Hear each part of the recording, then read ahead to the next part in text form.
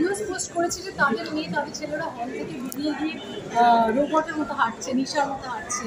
তারপরে আমাকে ফোন করে বলছে যে, আমাকে না অ্যাকচুয়ালি প্রচুর বাচ্চারা আমার মাকে ফোন করে বলেছে, যারা হয়তো চেনা জানার মধ্যে, বলছে যে রুক্মিণী রিমোট তোমার কাছে আছে।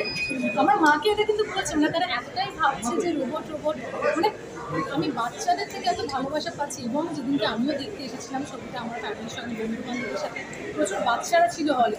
এবং আমি দেখলাম যে শুধু আমরাই না, তারাও যে এটা এতভাবে এনজয় করছে, যেটা আমরা আগেও যদিও বলেছিলাম যে এটা 8 থেকে 80 শুধু নয়, 8-এর থেকেও কম, 80-র থেকেও বেশি সকলের জন্য সিনেমাটা। এবং প্রত্যেকটা চরিত্র, শুধু আজকে ইউনিসকে এখানে দাঁড়িয়ে আমি একা যদি বুমেরাঙের পুরো কৃতিত্বটা নিই সেটা ভুল হবে।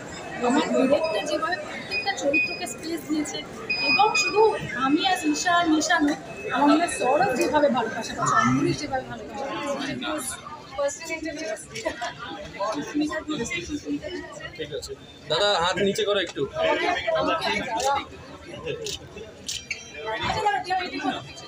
একটু হাতটা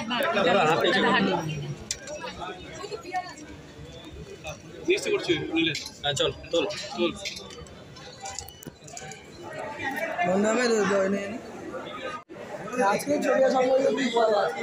খুব এক্সাইটেড, জিতার ছবি দেখতে এসেছি এতদিন পর।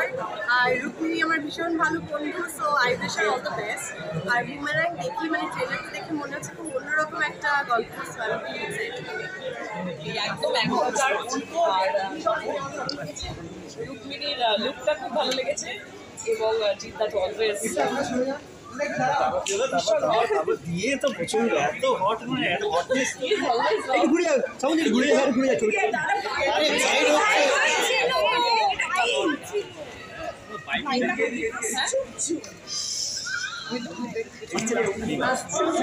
পিছিয়ে শুতে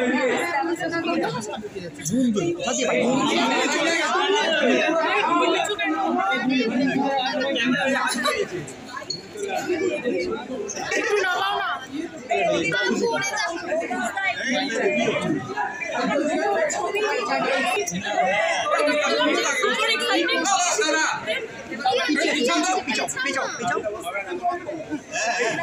এত সামনে চলে গেলে কি করে? আমরা যদি কারণ বলতে কেন একটু মিডিলে, একটু এগিয়ে আসুন।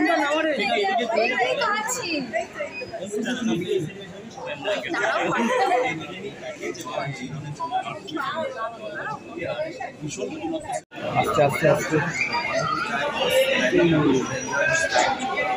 বাংলা ছবি ভালোবাসে।